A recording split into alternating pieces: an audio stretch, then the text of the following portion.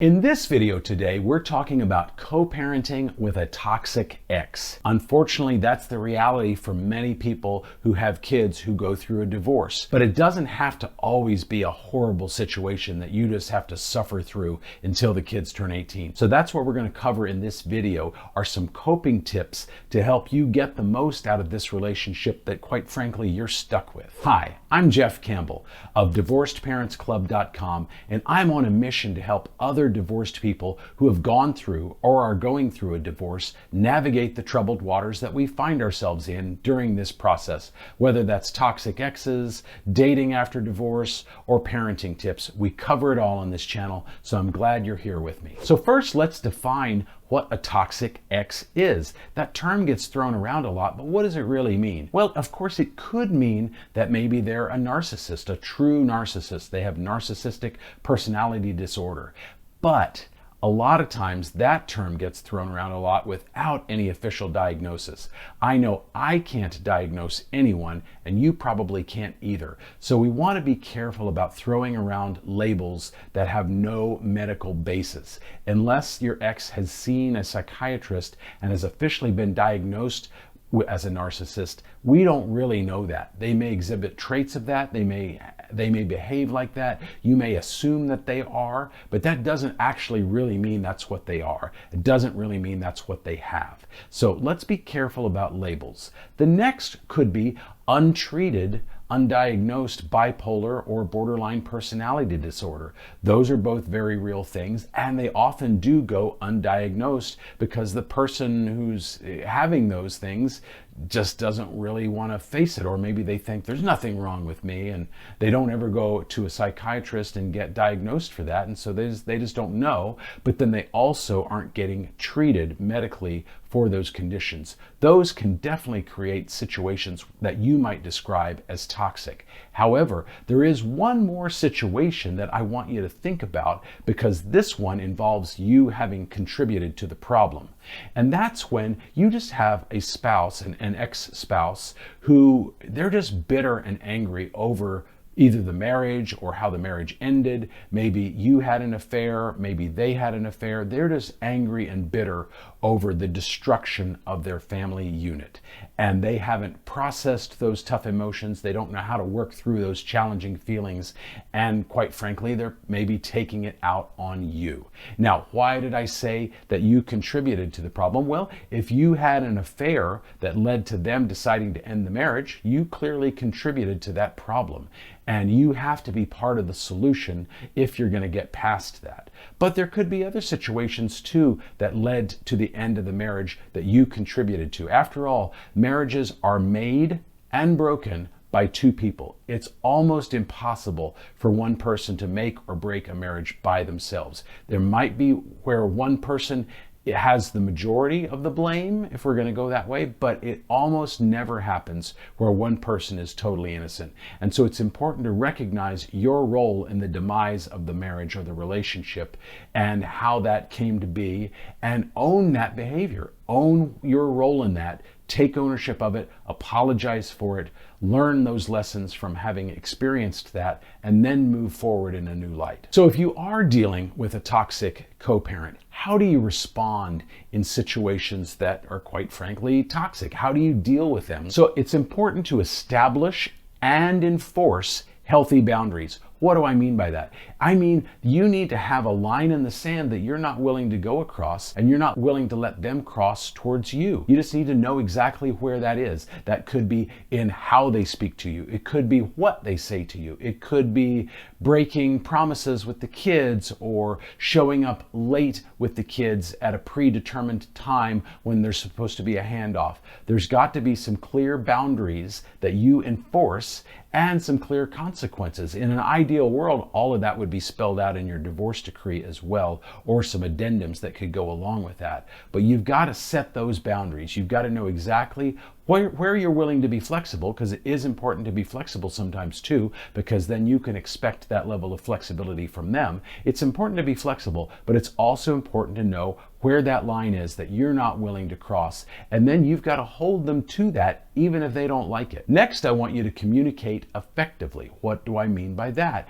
I mean that you're communicating your needs clearly, succinctly, and without a lot of passion or drama. You're just letting them know what you need. You're asking them questions. It's always better to ask questions than just make a bunch of statements. Statements have a tendency to kind of push us a little bit, especially if there's already a lack of an amicable relationship. So asking questions is a better way to kind of get people to lower their guard a little bit. Keep it formal though. Keep it simple.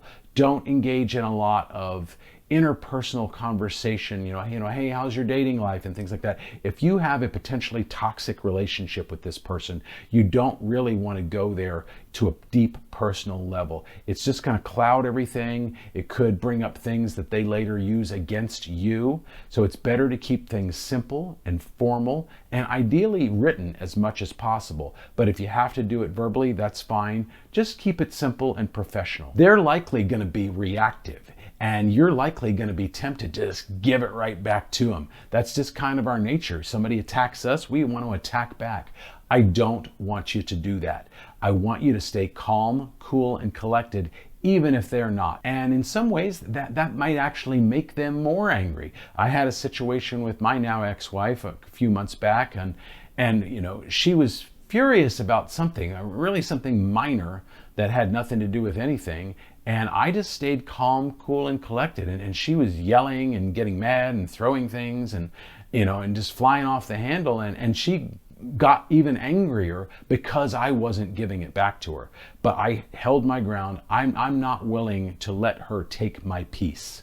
And I'm not willing to go there with her when she goes down those dark paths. I'm just not willing to do it anymore. I don't get paid for that job anymore.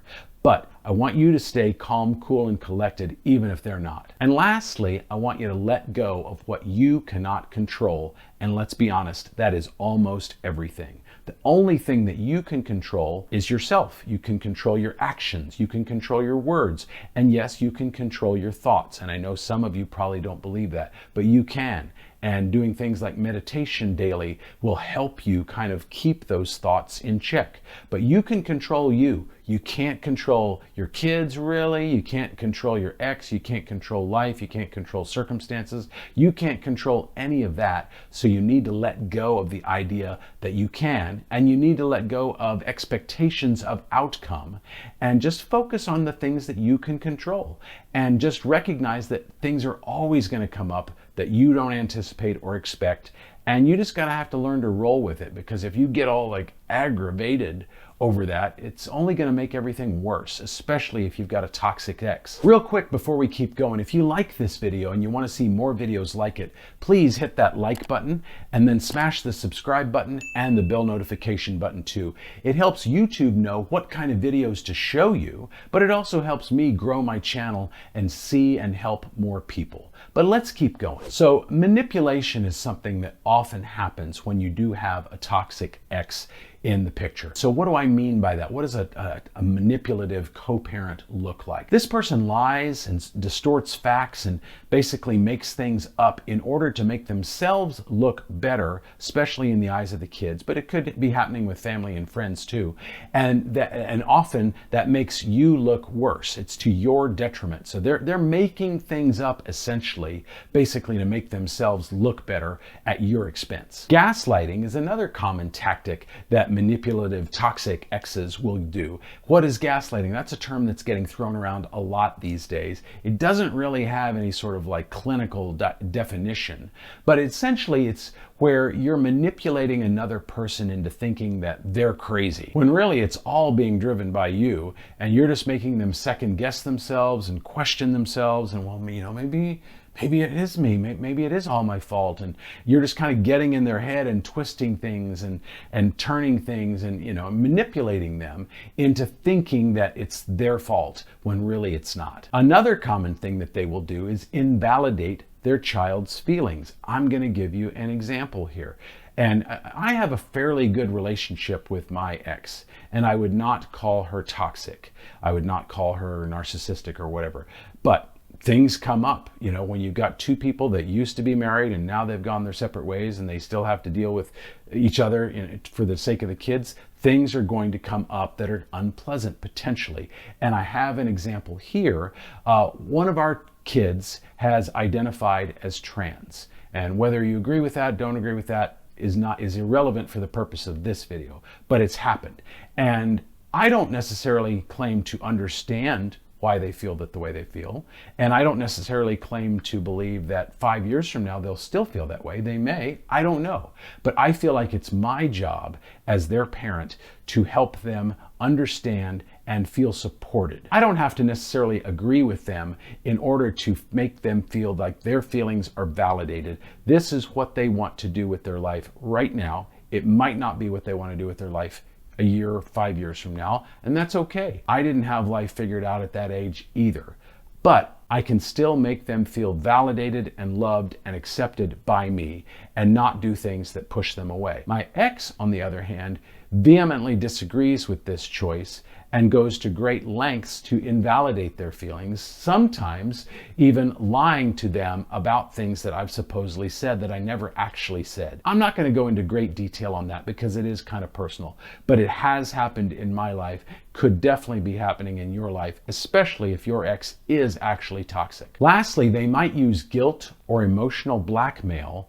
to manipulate the child, or maybe even you, into doing what they want to do. In other words, to gain compliance. They may use guilt trips or some sort of emotional blackmail which is similar to gaslighting, really, but to get them to do what they want to do, or to get you to do what they want to do. So we've talked a lot about the problems. What about some solutions? How do you deal with a toxic co-parent? First, I want you just to ignore the taunts and the insults and the anger and the jabs and the backhanded comments and all that kind of stuff that they're likely throwing your way. You've got to develop some thick skin here. I know that's not easy, but you need to do it. You need to let that stuff roll off of you and recognize that that's their problem. It doesn't have to be your problem unless you let it be your problem, and that is your choice. I mentioned this earlier, but I want you to keep the communication formal.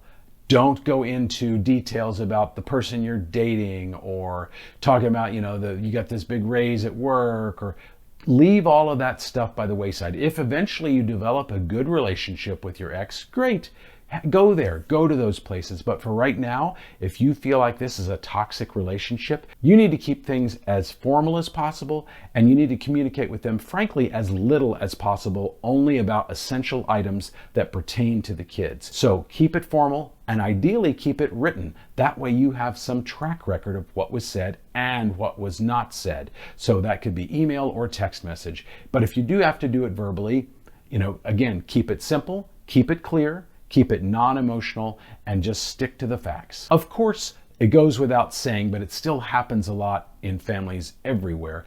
Don't badmouth your ex. It can be very tempting to badmouth them, especially if you feel like they're toxic and they're manipulating your kids and lying to your kids and all of that kind of stuff. It can be very tempting to badmouth your ex to your kids. I don't want you to do it. Ultimately, it's not going to help the situation. It's not going to help your kids. They're not going to know who to trust at that point, because especially if they're bad-mouthing you to the kids also. They're just not going to know who to trust, and they're going to end up confused and hurt, and just it's not going to go well for anyone. So don't do it. Having said that, I don't want you to lie or cover up for some of the negative things that your toxic ex is doing. You don't owe them that. You do owe it to them to not badmouth them, but if they're doing things that are toxic, it's okay if your kids see that. You don't need to cover that up or lie for them for the sake of your kids. Ultimately, your kids are going to really see who both of you are, and you want to be the person that they love and respect. And ideally, they'd feel that way about both of you. But if they can't feel that way about your toxic ex, at least let them feel that way about you. Some key takeaways from this video are: accept some responsibility here. After all, you made a choice to have kids with this person, and maybe you didn't see how toxic they were way back when, or maybe you were just in lust or whatever, and you had a hookup and she got pregnant or whatever. But accept some responsibility here. You helped create this problem, so you have to be helping to fix it as well. Then, of course, keep that written communication as much as possible. Keep all communication formal, brief, to the point, focused on the kids. Don't go into personal details and things like that. Keep your calm even if they don't. Avoid giving it back to them. And then just know that, the only thing you can control is yourself. So don't try and control anything else, and just go with the flow of everything else that happens in your life, because it's just going to go that much easier if you're not trying to fight everything because you have all these expectations on everything. That just isn't a good way to go through life. You're going to be happier, your kids are going to be happier, and if anything is going to help foster a better relationship with your toxic ex in the future, it's going to be those things. I hope this video helps you. If you'd like to see something in a future video, leave me that in a comment down below. But for now, I'll see you in the next video.